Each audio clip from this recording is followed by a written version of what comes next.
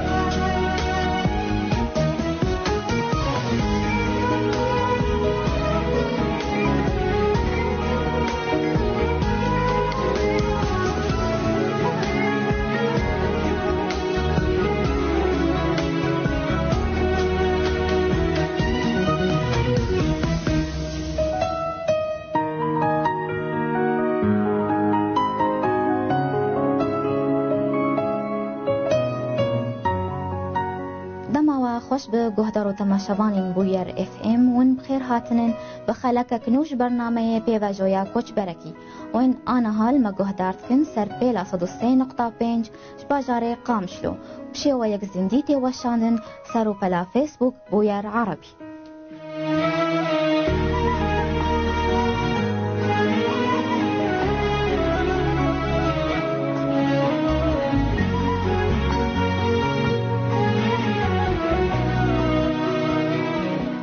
میوان ما یه وی خلک کسایتک دیروگزان و زانستگری کرد یه ناو دولتی دکتر نیدال حاج درویشه. دکتر نیدال خود وی دیمینی ده ناسین میلی گهدار و تماشا بکن.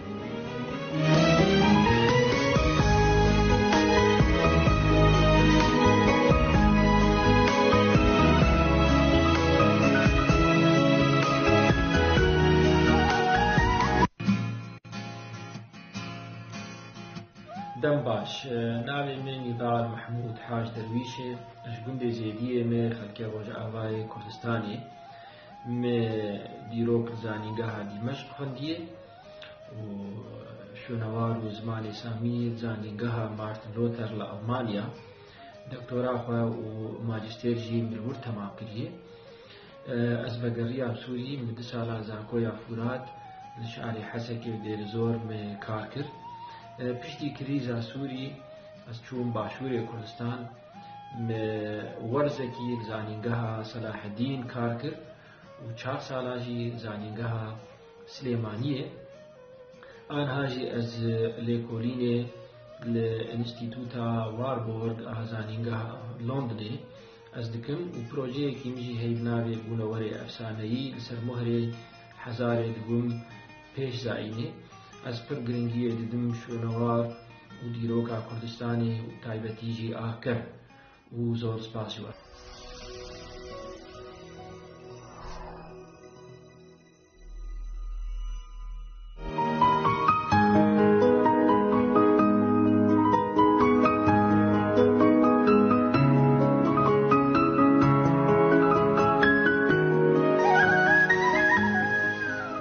سباتا خوش به دکتور تو بخیر هاتیه و خلکه سرچاوا مامۆستا سلام دەماتژی خۆش بێ و دەما تەماشەوانی بگەرجی خۆش بێ. سپاس. ام دست بێکێ دەم دخوازن هون لەسەر ژیانە خوا دەماون سووری بئاخڤن تشتێ هەری گرنگ چ بوون؟ بەری خوێندنە یا فتران زانکۆ یا فتران زانینگەهەیە یا پێش زانینگەهەیە چاوە ئەس وەک بەری زانینگەهێ و زانینگەهێ دەول هەنێکی لەسەر ژیانە خوا دەماتل سووری بوو. باشە ئەس وەک بگوتی پێشی ئەس خەڵکی گوندێ زێدی ئەمێ نێزیکی سەرێکانی ئەمێ زانێ ژیانە گوند قورسیاوێ زەحمەتبووناوێژی زانم چ شکلیە مەگەلێک زەحمەتی دیتن خوێندنێ دێ یەک ژێ پێش سەفێ هەفتا وەقت بێژێ ئەش گوندێکی قەرمانێت چوم دەربێسیە بەرکی 5 کیلۆمتر هەیە بمەشێ ئەم دەچوون زەحمەتی پڕ هەبوو سەفێ نەها ئەس بتەنێت غورفاکی دەبووم کەس مرتن نەبوو وەکو زارۆکێکی بچووک ئەزێ بێژم سەفێ نەها هین ئەم زارۆک بوون حەیامە بە کەلۆریاژی مەخۆن ئەم کەس دۆرامەتن نەبوو ئەم بتەنێ بوون و ئەوژی زەحمەت بوو خاست تەمەنێکی دەبێ یەک حاجەتی پێویستی شیرەتایی پێویستی یەکوی بڕێ بخێت ئەو پشتی ئەم چوون زانکۆ هەنێکی مەژێمەژی بێتر هەبوو و مەکاری و بێتر ئەم وەک بێژێ پێشوازیا خۆ پلان بکەن چی شکری ئەمێ پێشە ڕۆژا خۆ ئەمێ دەرباسکن ئەمێ بدن پێش خۆیان ینی وەکو مژی بە کەلۆریا مستەن پێشیانبوون بۆ یا فەلسەفێ یان دیرۆک گەلەکە ئێ دۆرا مژی ژمر گوتی دیرۆک باشێ و ژۆر دژی دەست بخۆندنا دیرۆکێ کرد لە زانینگەها دیمەشقێ و کاتێم دەست خوێندنێ کردژی پلان کرد گۆ ئەز پشتیوێ ئەز دەکتۆرا چێتم ئەو کاتی شوێنەوارت نەبوو مێژوو هەبوو من شوێنەوار حەز کرد لە شوێنەوار لە زانکۆ دیمەشق ئەو ساڵت نەبوو پشتی ئەس بووم ساڵا سسیا بەشێ شوێنەوار دروستکردن چێکردن و پشتیوێ ئەس چووم وەک دەبێژێ ئەس چووم ئەڵمانیا پشتی من دیرۆک خەلاص کرد و چەند ساڵێکی ئەس چووم ئەڵمانیا بخۆندنا شوێنەوار دەستی کرد. بەڵێ دکتۆر چما زمانێ سامی و دیرۆک ئێ ڕۆژهەلاتی تە هەلبژارد ما بەس ژێ چ بوون؟ خدای وەک مگوت مش پێش دێ ینی ژێ حەز دەکرد مش دیرۆکێ حەز دەکرد و هینێ وەک ئێمە جیلێ مەژی هینە جیلێکی خوێندنێ حەز دەکرد ینی هەواڵێ مێل گوندژی ئەم پڕش خوێندنێ حەز دەکرد بەریم هەر نزانکۆژی ینی هینێ تەمەنێمە 16 ساڵی و 17 ساڵی مەکتێبوان خوێندن کالکێ مژی دمالێ پڕش دیرۆکا کوردی حەز دەکرد ینی دو کتێب تەنێ دمالێ دەبوون دو پرتوک یەک ژێ شەرەفنامە بوو و ئەمێژی کتێبا محەممەد ئەمین زەکی بوو ئەوژی هشت ئەژ دیرۆکی حەز بکەم بڕاستی و پشتی چوونە ئەڵمانیاژی لە خوێندن وا بوو ینی زمانی سامیژی پڕ گرنگە نۆ یاژی زمانێ وەک بێژە زمانی میخی ئەو ژێر بێن مسماری هەردوو زمان بوون مێژ زمانی سامی هەلبژارد ئارامی و سریانی هەردوو زمان هەلبژاردن ژبەرگ لە ئەڵمانیاژی دەبێت شوێنەوار بخوینە دەبێت زمانی کەمژی تەنشت بخوینن مژی زمانی سامی هەلبژارد. بله گەلک دیرۆکزان هەریمی و ناودەولەتی لیکونین لەسەر ئۆرگێش گەرێ مۆزان کردنە و بەرێ خەدایەوی گرێز زەنگین ji bo hin rêz û agahiyan wan çêkin. Belê doktor.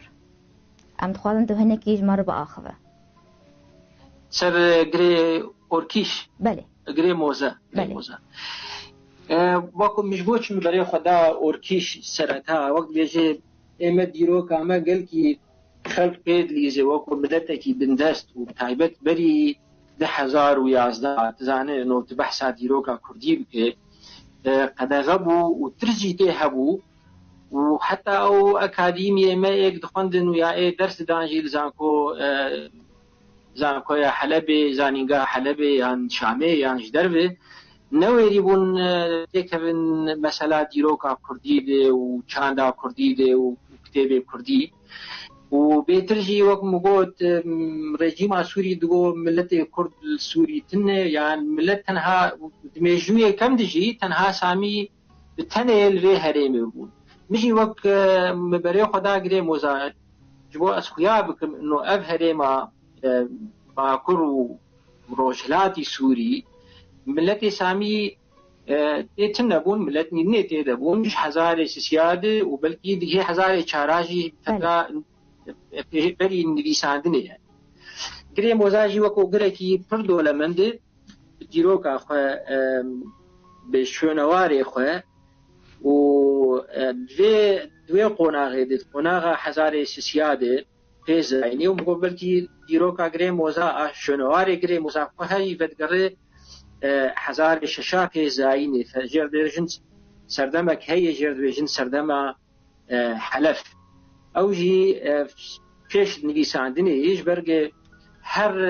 چاخکی پیش میجو چاخه پیش نویساندنه به گلینت ناس کرن یعنی فخار به گلینت ناس کرن سردما که جردن سردما حلاف اوجی پیشیل گری حلاف او قافک هاتن دیتن قافتی سردما حلاف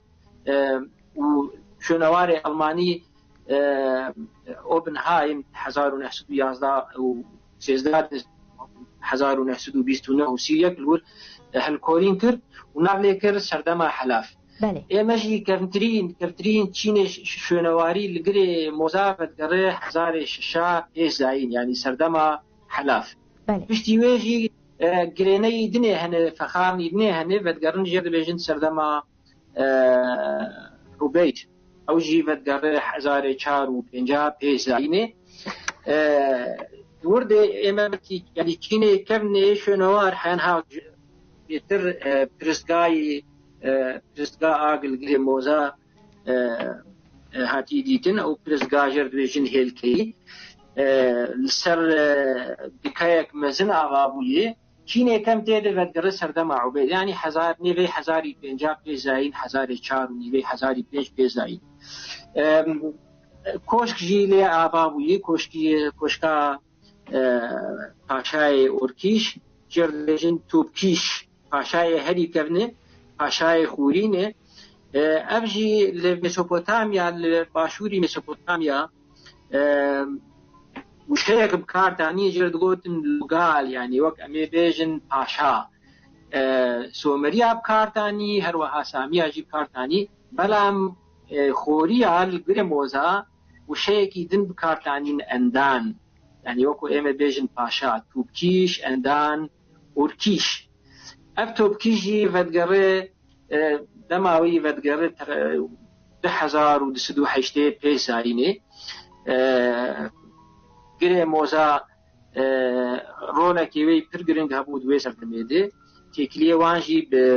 ميسوبوتاميا جير هبون بباشوري ميسوبوتاميا بتايبت بأكاديار بله وقيزا باشاي أكادي نرام سين جير دبيجن تورام أغادي وقود بيجي جنا باشاي أوركيش بو اواجی دیارد که گو رولک اوکیشی پرگن لابود وی سردمیده وکو اکادیا رب تایبت و اکادیا او هرما یعنی توبکیش اورکیش ند بن دسته اکادیا دبو بلام تکلیه بازرگانی هبود نابیناوان و تکلیه سیاسیشی هبون و علاقت نابینا وانده وکو مگود بیت دبلوماسي بو بله دكتور نضال دمان قلت اف دراسة لكلين لسر قري موزان تشيكر كسي آلي تكر؟ والله كسي آلي كاريا من نكرنا أزل كردستان بوم باشوري كردستان من زانكو سيمانية بدرس دا ودما مشيد بوم السرفي بابتي مدن فيسي براستي زحمتيجي هبون وكو لباشوري كردستان پرتوخانەیەک باشتر نەبوو بۆ بخوینێ کتێبە و ئەنجامێ لێکۆلینێ ئاگ ئەمریکیا و ئەڵمانیا لەگرێ مۆزا کریێ بۆ بی هایمێ پڕ لاپەرا ئاکادیمیا هەبوو سەر ئەنتەرنێت کارتانی وما تلفوني هوالي خوشي تكر هوالي ملور هبون مجوار دقو في برتوكا هان جمر كوبي بكن يا اف مقالة هان جمر بشينن سر رياء انترنت ربراستي هوالي مهبون جيب آلي كاري مكرن جمر سرچارت شاندن وجبو أسبكار بينم جبو في بابتي بلام آلي كاري تنبو يعني أو كسي بريت دكتور كورد چه کنن لسر گریموزان؟ وكو كرد نا وكو كرد لسر گریموزا وكو كتاب در نكتي بلام وكو مقود أو كسي هالكولين يقولن أمريكيا وألمانيا بر مقالات وكتاب جي بلا كرنيل سرقري موزا بزماني ألماني وزماني إنجليزي ومجي أزجي بان هردو زمانا مقاريبو از سود جوان وان سرچاوا ورقرم واز بحث بكم دي بابتي هاني بلام هندك جارنا وكم بوز زحمتي جي حوالي ايش درب آلي كاري مركلن يك جوان آراس بوز كارن بيجم آراس أو جي دكتورات شيد كده شونوارد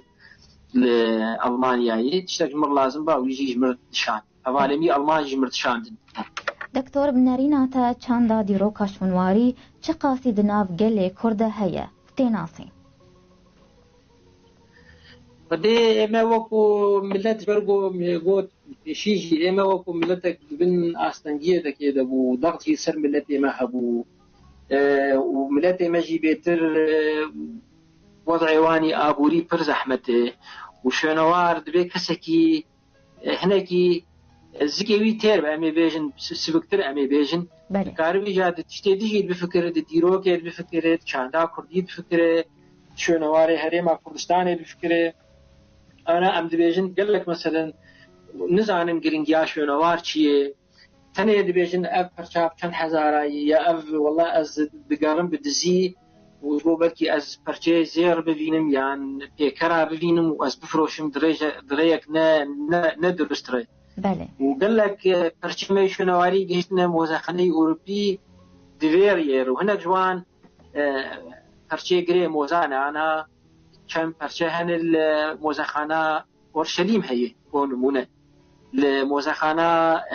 متروبوليان هي الموزخانة لوفر هي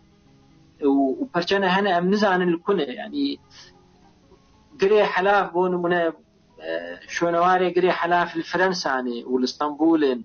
والألمانيان والأمريكان بله والبريطانيان يعني شونواري هريما عمل قال لك موزخانة بلابوني وقال لك جيد ريال زيا شونواري ريال بله دكتور أقو أمزانن دسوري ده بسط حضارين جيه شونواري هنا هون چاوا في مجارد شوبينن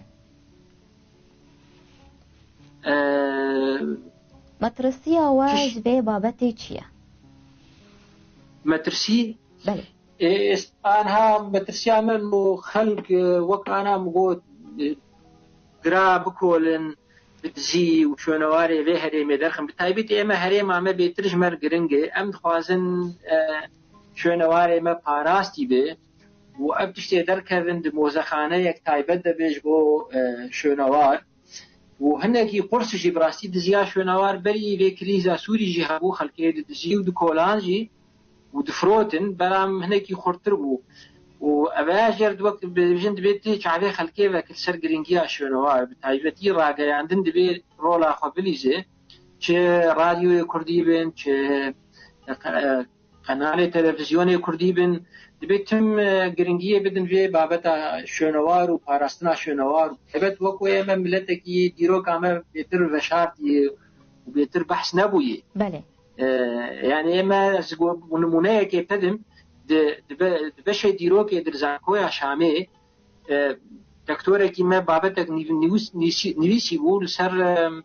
ديروكا ميسوبوتاميا قاوا قوسا خوريا دبو ناوي دكتور جيعيد مرعي قاوا بحثا خوريا ميتانيا بوي خستينا بينا دي كوانا دي قوس ودي أوانا آقابن أباد ديروكا أب خوري وميتاني تتكلياوان بملتي آن هارتنه وقوتي بنافجي كري وقوتي الكرد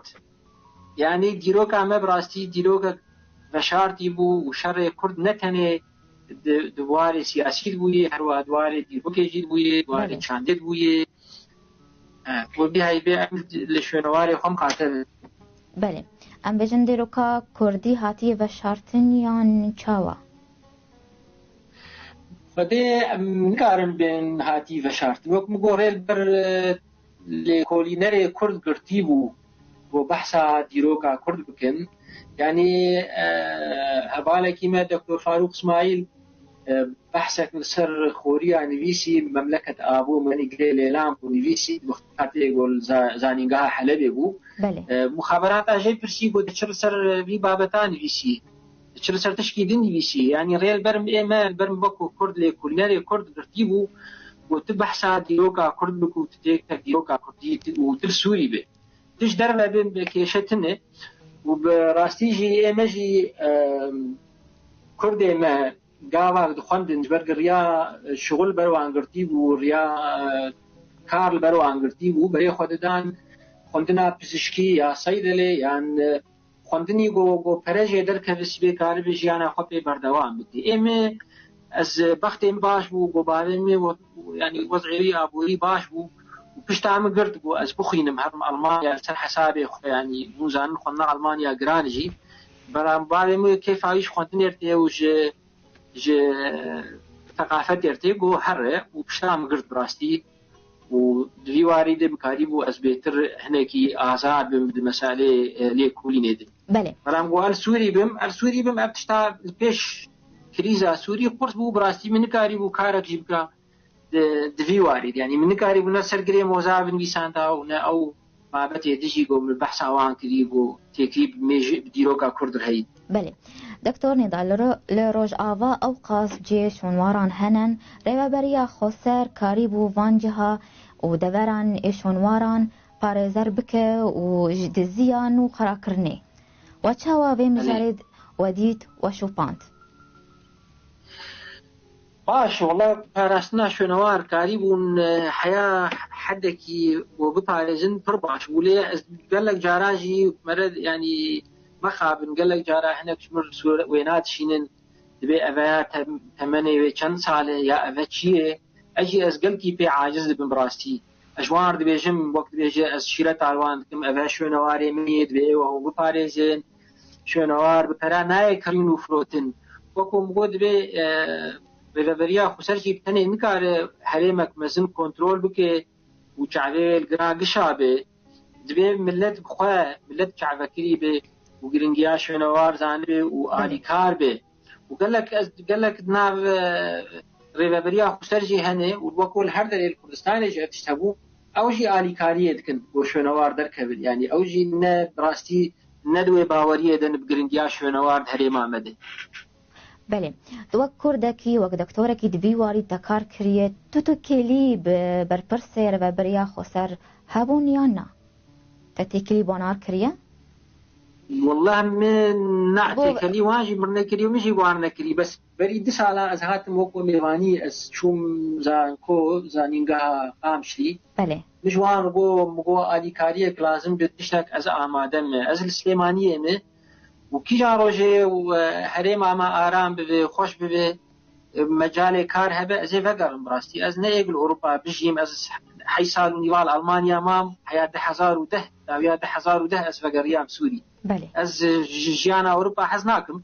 بس انا وضعك شي بويا ام قش مجبور بونا ام دركتنج دربه يعني از خوازم تيكليا كابا آلي كاريك لازم بي از آمادم يعني آلي كاري لازم بي بله بريجي مجوار قوت يعني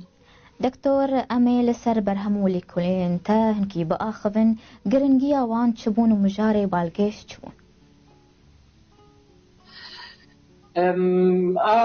يكم دس فكر از اشتر بيجم ورقراندنا بو جزماني ألماني كردي سوري أمي بيجن دنينكا أرشيف عثماني دي أكراد سوريا في مرآة مصادر الأرشيف العثماني سديح إجدادي أو بدي قلكي قرانش ديروكا كرد روكو مقو إما رجيما سوري وشوفينية عرب دقوتن كرد سوري تمني ودو هاتنت 1925 هاتنت مدي أو وكو أو بارد وكو وثيقة استي كردية براستي شتيفان فينتر تێکریەمی پێ هەرانە کەنەدایە دوور دەرسات خوێنێ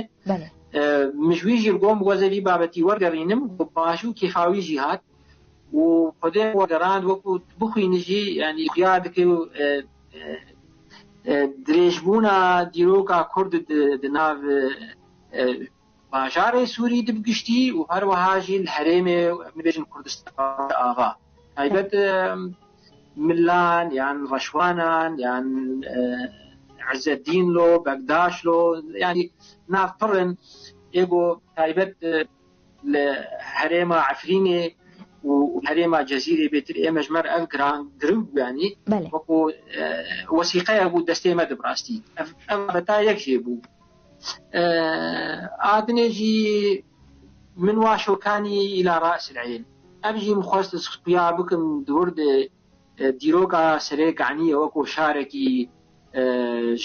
ڕۆژئاوای کوردستانی دیرۆکە بیشاری خویا بکەم کەمبوونە بیشاری و بن دەستێ کێ دەبوو ژبەر بۆ ئێمە بڕاستی خەڵکینێ نزانن سەر هەرێمامە و دیرۆکە وێ هەرێمەیانی وەکو ئێمە بنەرن واشۆکانی یان سەرێکانی دیرۆکە وێ بەدگەڕێ بەری 8,000 سال بەری زاینێ و بەلکی کەمترژی ئەم ببین بەس حتانە هاوکۆ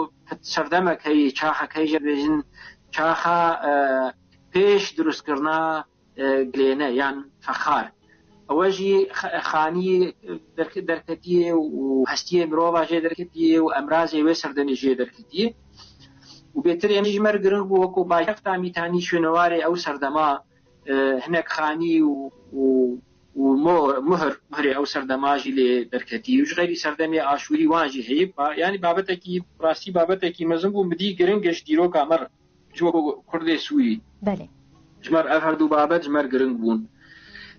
ئەم دخوازە بەحسا بابەت ئاگشا بکەم یان تکارێ ئەم دخوازن میژارێ هەری بالگەشت بوون دکتۆر جەمتە وەکوم گوت یعنی ئێمەش مەڕە بێتر دیرۆکە منتیقەمە ینی گرنگیا شوێنەواری وێ هەرێمێ کەمبوونە ملەتێ مەد وێ هەرێمێ دێ وەکو ملەتێ کورد یا ئێمە پێژن پاپیرێ ملەتێ کوردی کردن ئێگۆ بەرێ وێ هەرێمێ بوون 1000 ساڵاتێ بەلێ دکتۆر وەکو ئەمزان مزۆبۆتامیا جهێ شارستانیە هەری کەڤنارت گردونێدە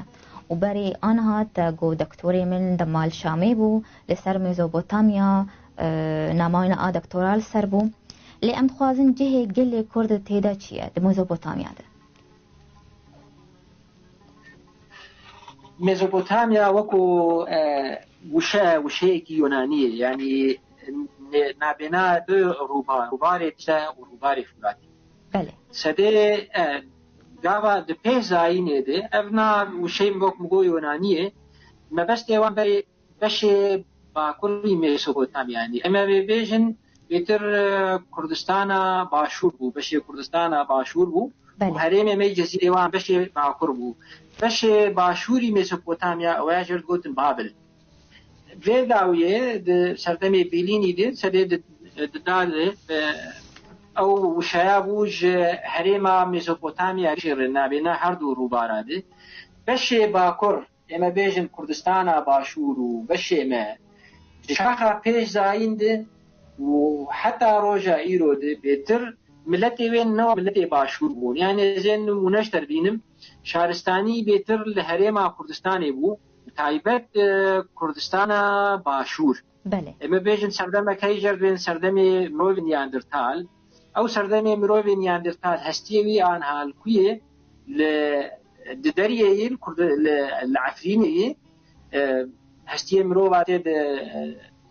دەرکەت بۆ بەدگەڕێت 100,000 ساڵ کەمتریش 100,000 ساڵ بێ و باشوور ژی شکەفتە شانەر هەیە ئەو ژی مرۆڤ نیاندرتال لێ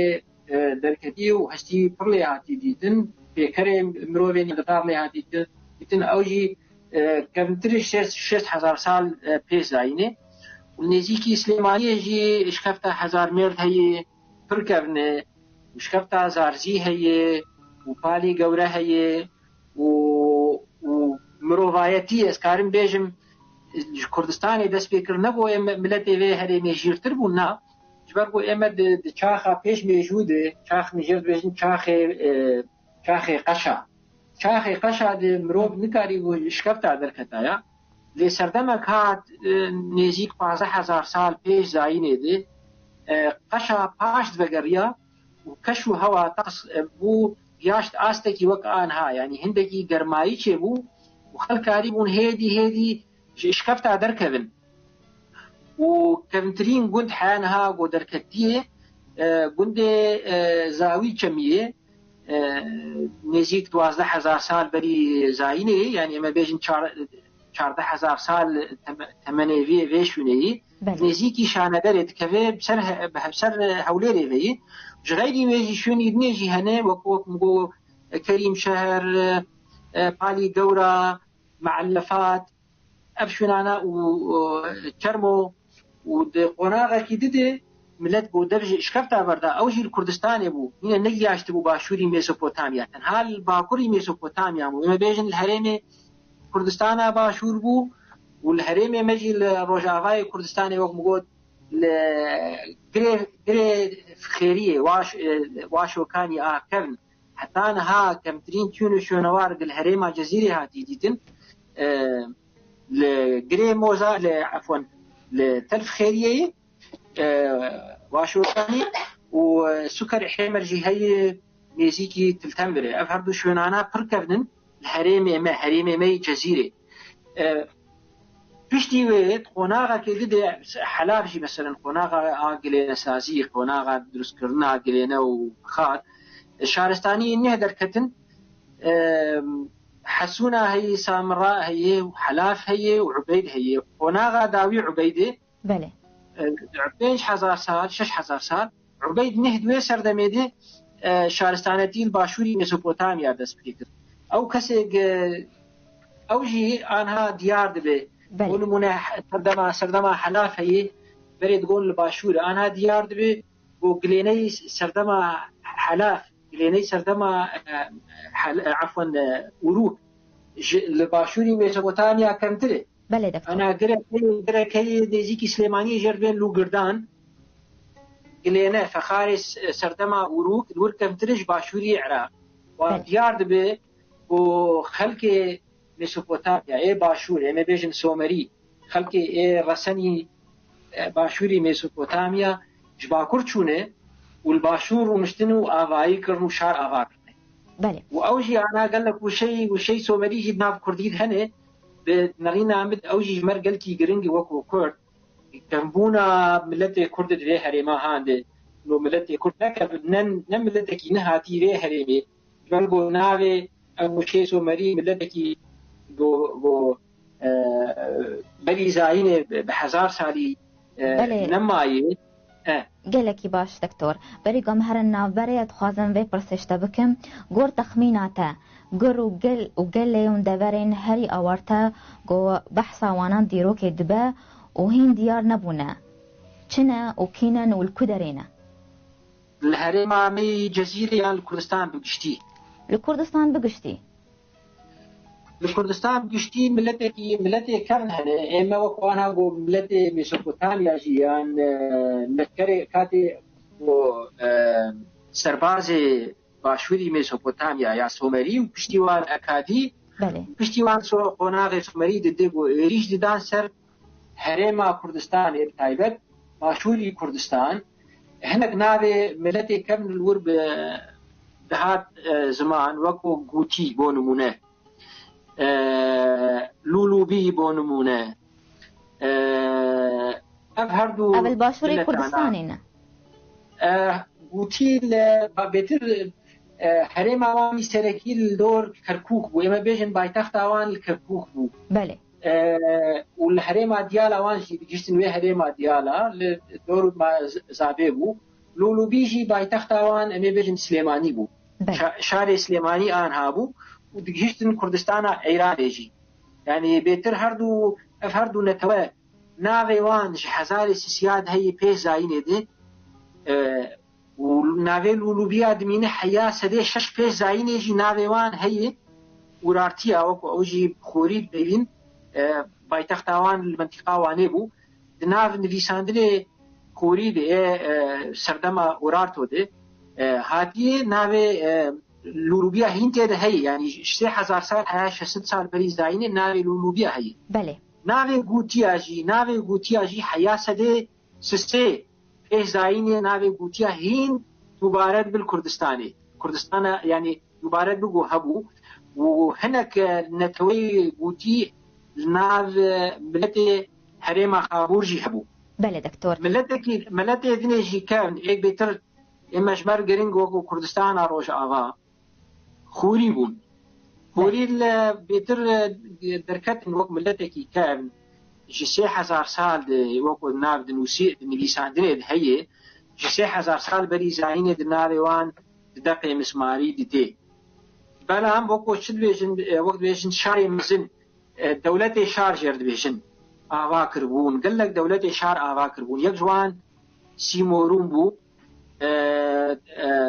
تو كريش بو يك جي اوتيش بو يك جي النينوا بو يك جي الكرخر بو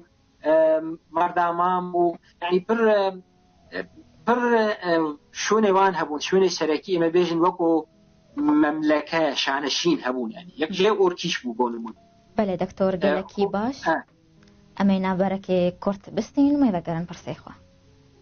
سرچو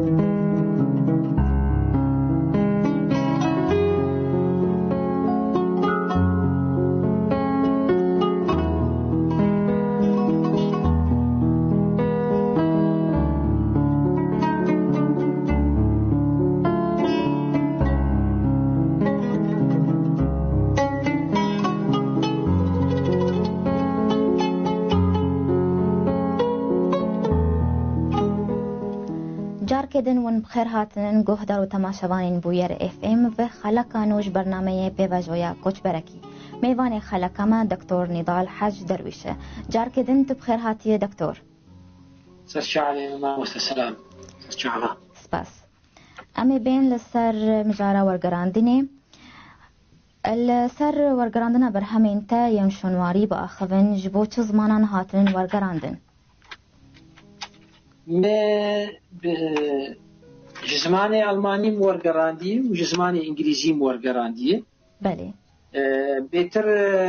هناك بعد قوم دي قلتي جرينجنج كرد وكو نتوي كرد ديروكا كرد يكجي أو مبيش بمعني زمان أو كرد سوري الأرشيف عثماني ده مدي برجرينج وكو أرشيفك كرد وكو وثيقة كده كبدستي كرد جو بحث هبونا كرد سوري دكه جسده شازداده و اف نتوا اف ملت لقلك جيارون شتيبون وكو وثيقه يقول مدي ما اول كران بعدني بيترمل سر ميديا وكو نتوايكي كرد امكارن بيجن تاكيد بكم جو نتوايكي كرد مرسروان ورقران تايبت هنري ميدي حتى انها قال لك ليكولينر دبوتن هنري ميدي تنه يمشي وكو كرد يعني وكو ليكولينر بوت بي وكا عرب احكام مسبقه دس بي بكتابه شاوا ملتك وكو ميديا هنراوي تنبو شمرو الا هنراوي هبه الا تشتكل بيخو بهله اوجي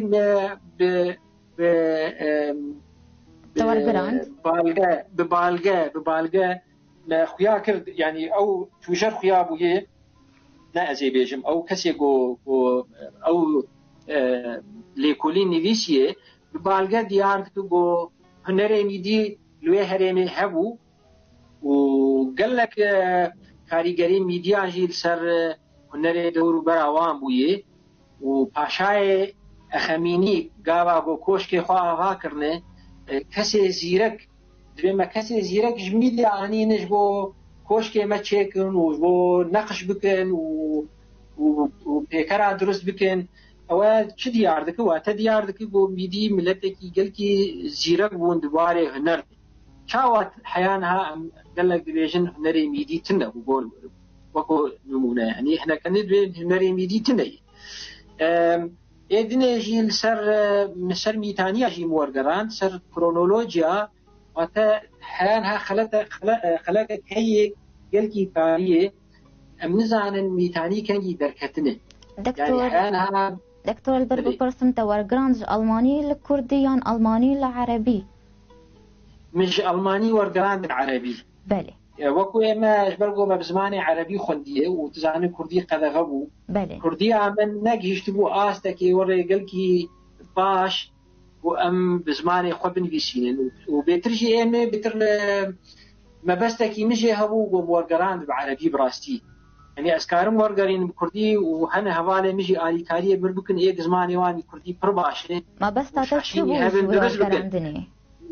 ما بس تعمل بيتر ملتي ما بيتر بعربي تخينن وبيتر نامه مش ملتي عرب رابو راسيش تربيجن بله از مخواست اش ملتي عرب الخيابكم جو كرد بوناوي في ولاتي دي كردستان دي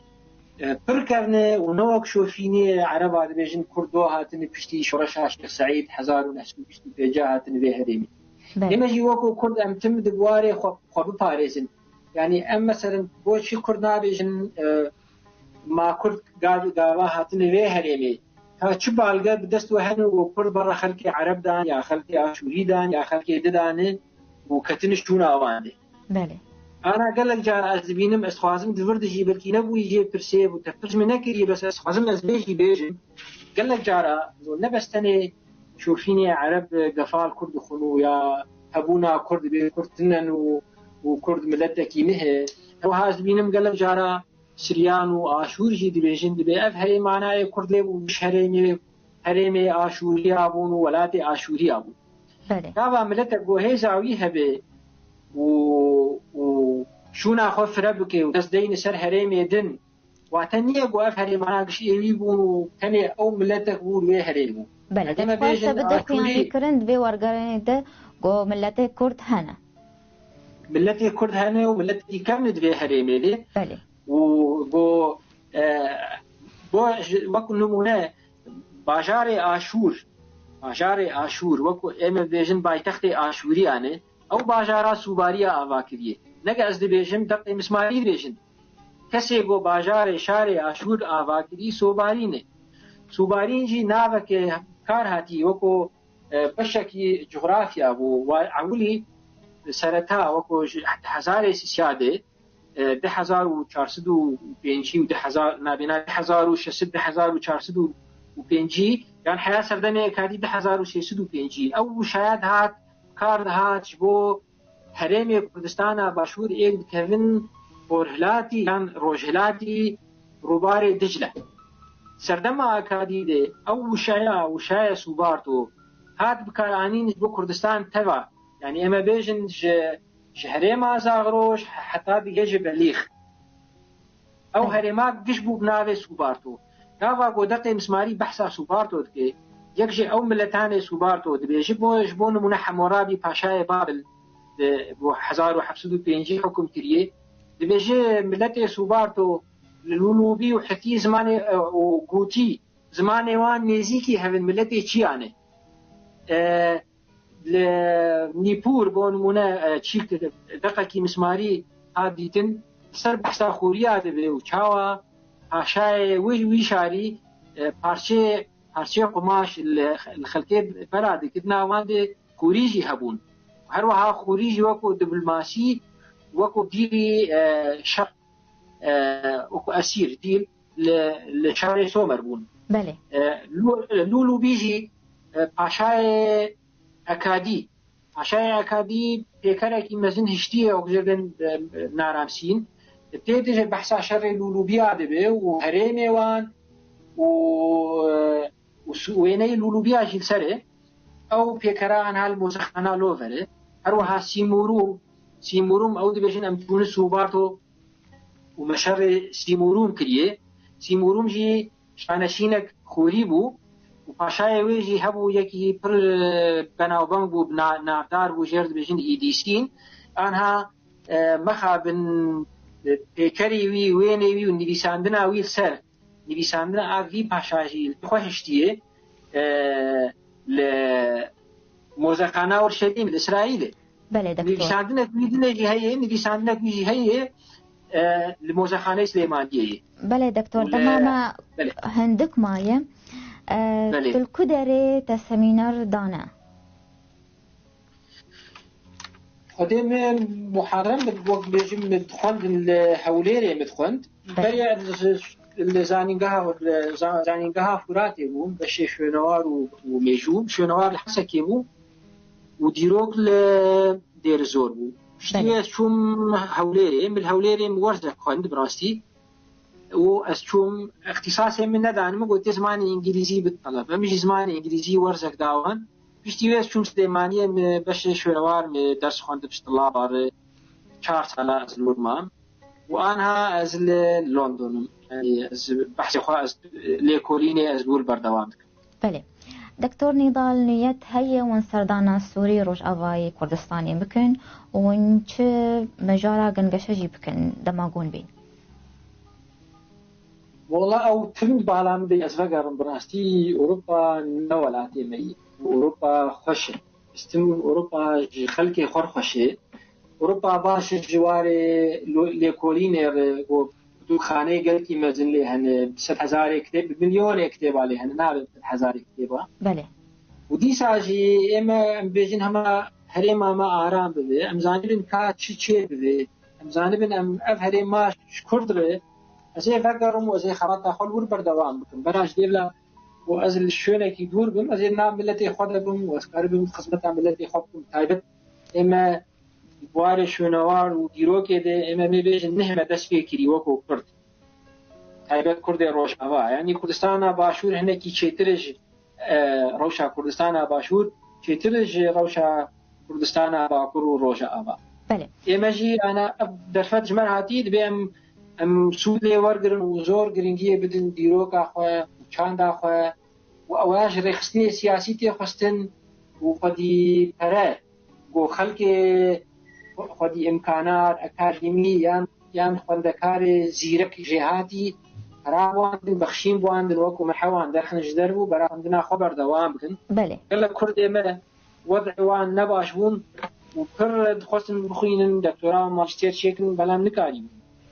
کاری جوان لازم بوو. بەڵێ دکتۆر مە دەستپێکێکی مە ئەف پرس کرد و دیسا زێ بپرسم گەلۆ ئەف بەشێ خوێندنێ ژە گەلێ کوردرە نەگەرنگە و ئەو قاس بەرەی خوا نادێنێ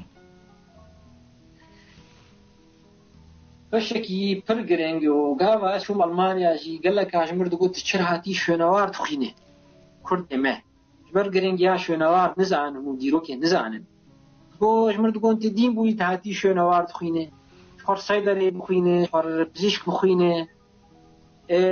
وەکم بۆ دەبێ بلەت ئێمە بێتر کەسێ شعبەکری ڕەوشەنبیر بێتر گرنگیا شوێنەواش خەلکێ بدن و خۆفیاکردن و ئاگەیاندن تایبەتی گرنگیا شوێنەوار و دیرۆکێش کوردارە کورد ئێمانە ئەوێ بۆ سەر دیرۆکێ گەلە دەنویسینن ئەس دەبینم بالا خۆ دەدێمێ بڕاستی مەرە دەبێ تەئەسف یعنی چاوە بڤی شکلی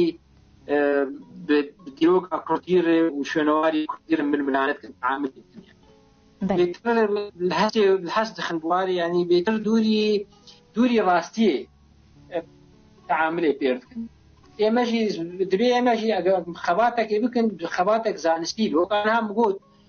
سۆمەری نەکردن بەڵام وەختەیەک وشێ سۆمەری نەف زمانی کوردیت هەنێ واتە ئەوێ بۆ کورد ملەتێکی گەلکی کردنە دوێ هەرێمێدە ئەوێ مەژمەڕێ بەسێ مەرگۆ دیار ببێ کورد ملەتێکی گەلکی کردنە دوێ هەرێمێدەنێ من نەگەلکی گرنگ بۆ سۆمەری کورد بوون یا نەکورد بوون و گەز بێژم کورد بن وێ لێکۆلینەرێ ئەوروپی بکەنن و ئەس ئەوروپیار بێژم خۆری کوردن بۆ نمونە وێ ملەتی ئەوروپی بکەنن ئێمە دەبێم شکلێکی دنێ خزمەتە دیرۆکا خۆ بکەن خزمەتە چاندا خۆ بکەن وەکانە وەک نمونات بوومەریان بوت بەێ دکتۆر دەما مەبداوی هاتیە تو چ شێرەتێتەژ خوێندەوانین وی بەشیرەت کن بتایبەت خوێندەوانین زانینگەها ڕۆژئاوا یان ئێل سووری زانینگەهێ سووری ئەس دخوازم بۆ ئێک شوێنەوار بخوینێ و دیرۆکێ بخوینێ تایبەت ئاکەرن ئەو کەسێ بۆ دیرۆک و شوێنەوار بخوینە نکارە تشکیش چاند و دیرۆکا کوردیر بکرد بۆ زمانە نزانە بێ تایبەت زمانی ئینگلیزی زمانی ئەڵمانی زمانی فەرەنسی هەرچی زمانی سەرەکینێ بۆ تێ فێری وان زمانە بگۆ تو فێری وان زمانە نەبێت تشکی بنویسین ئەس ناوێ ناکەم لێکۆلین ڕاستی جبەرگۆ کەسێک گۆ هەلکۆرین لە هەرێمێ مەکردنێ کەسێک گۆ نویسینێ زمانی ئەجنەبی نویسینە زمانی ئینگلیزی نویسینێ حتا زمانی عەرەبیشی تشتی هاتی نویساندن گەلکی کەونێ و گەلکی شێوازێکی نەباش هاتی نویساندن تو گۆ تو بخوازت تشکیش ملەتێ خۆر بکە ژ دیرۆکە ملەتێ خۆر بکە دەبێت وەختێ خوا زانێ بتێت چت کە ڕۆژاتە 24 ساعت دەبێت ڕۆژێ 8 ساعتە بکورتی ئەزەی بێژم 8 ساعت نەپڕێ بێت ڕۆژێ 8 ساعتە بخوینێ سەر دیرۆکێ لە زمانە بخوینێ بنەڕێ لێکۆلینەرێ ئەوروپی چ دنویسینن دەبژ مەسالێ عاتیفێ بەردێ وی کوردی چ گوتی یا وی کوردی چ گوتی ئێمە زانستی ئەوێ دۆزامە پێش بخێ و دەبێ وەکو گوت دەبێ تایبەت حکوومەتە هەرێمە کوردستانێ و هەڕێڤەبەری ڕاخۆسەر دەبێ پڕ پشتگیریە سێ زیرەک بکەن ئەو کەسێ تایبەت ئەو کەسێ ئەمێ بێژن فەقیر کەسێ تشکی ویتن نەبێ یاری کاریە پێدن خوێندنا خۆش دەر بکە زانینگەهێ ئەوروپی بکە بۆ چاوی لەبێ کولتورێنێ لە کاری بێتر پتوخانەی مەزن هەن کارە سوود لێ وەرگێ بێتر بخوێ سەر دیرۆکا کورد و بەرێ خۆ بدن زمانی کەرنژی یعنی تشتێ ئاسانی بێتر ئێمە ملەت ئێمە بەرێ خۆ دەدن تشتی ئاسان تشتێ بەردەستا مقالك بعربي يك الفروي بخينن يك الفروي بخينن دم قالاويش فرهلينن جفرهلينن وداد خند بحث من التوجد ليكولينا مني نه بله ليكولينا بشكليه اما جيد ب ريل برفانك تاج بيغرتن وكسي زيرك نام دركبن ايغو بزماني كم زانبين بزماني نه زانبين وتبلي خو بديروكا اسلامي اوام كشنيه قلت بزماني عربي وام بخينه بلام ديروكا كان ناب بي زماني نه زماني بياني وقت ما بيش انجليزي والماني وفرنسي انا از فرنسي نزانم الجمع كما يقد الشخصيه عمدي براستي از قال لك جارات شنو هن بفرنسي از نكارم كاربينن بحثي مني دكتوراتي كسكي مغربي هبو بخرد بر ساعتها بمر المكتب خانه البرتو خانه دما مرج فرنسي ورد قراند الماني آلي مذكر آلي كاري مذكر بله دكتور بله دكتور قلتنا تا يا داوي چيه قلتنا ما داوي وكاس بيجم دبيما ام برجرينجي بدون شنوار ام هول بدن شنواري خو بطاريزن بو بدن ديروك عملتي خويا وتايبت قلتنا مش دولمند كردارز قلتنا خو بيتر دولمند كردارز تشينم او كسي ريوان بر بو آليكاريا كسي فقير بكن وبرا خرن خوندنا خوش در بكن از دبينا معنا البر لندن از دبيسم جرد بيجن سكول ارشي انديا هنه عربا هنه ملتي دهنه آليكاريا خلقي ولاتي خودكن بسدا خلقي هندي هاتن فر سر حسابي او كسي دولمند خوينن يا عرب هاتنه سر حسابي كسي دولمند خوينن بجبوچ او دولمند مي كرد تشتكي واناكن والربابريا خسرجي و پارتی کوردستان باشووری دەبلا ئەو کەسێ سیاسەتمەدار یا ئەو پارتیە بچووک پشتگیری ئەوان دەکەن و ئەو بەستەنێ ناڵن قالکن ئەوان پەرا بدن کەسێ زیرە کەسێ ژیر بۆ لێکۆلینێ لەسەر دیرۆک و شوێنەوارێ کوردستانێ بکەن ئەم گوتنا منی سپاسی ئاوەکەم سپاس دکتۆر گەلێک سپاس بۆ وەقتەی خوادامەت بوو میێبانی مە ژیانێک خۆش بۆتە هەر سەرکەفتی بە سەرچاوێ من مامۆستا سەرامش بۆتە و بۆ گوهدارێ وێر سەرکەرتنش بۆ وەژی سەرچاوە ئەم بڤێرەنگی هاتن داویا خەلەکە خوان بهێوینن و دەمەک خۆشمەر دەرباسکردن ئەسپاسیا هەر کەسێک گوڵمە گوهدار کرد و لمە تەماشە کرد سپاسیا میێوانی خودکم دکتۆر نیدال حەج دەرویش سپاسیا هەواڵی خودکم ئەی کۆنترۆلی وەشەنازندی ئارینوپال و شێرین تێلۆ ئەس بوارە بووم سەلام عزیز حەیا دەمەکدن چارشەمەکدن ببینن کێف و خۆشی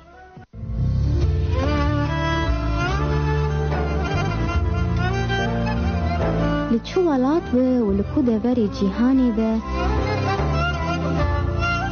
مرۆڤ دکارە سەرکەفتن بەدەست بخە لێ تشتێک و هەر تمی تێ خواستن هەستکردن ئیرادە و خەبەت